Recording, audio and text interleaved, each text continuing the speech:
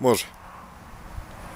A ja ću te pitat pitanja pa odgovaraj. Može. Super, može to. Jopa.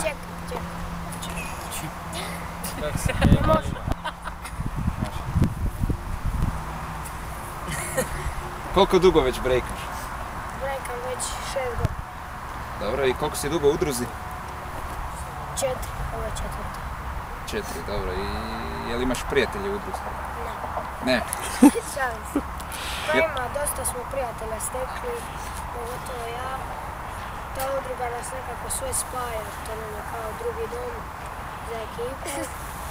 I sve to, tu se zafrkajemo, chillamo, učimo, brejkamo.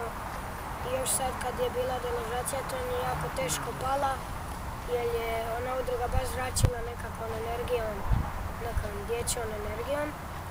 I uglavnom, sad kad smo se preselili, u početku sam mislila da će biti glupo kada neće biti energija niti ništa, kada je sve to nestalo. Ali nakon nekog vremena, ta energija se opet vratila u kućicu. Sad je i bolja možda čak. Kućerima. Kućer.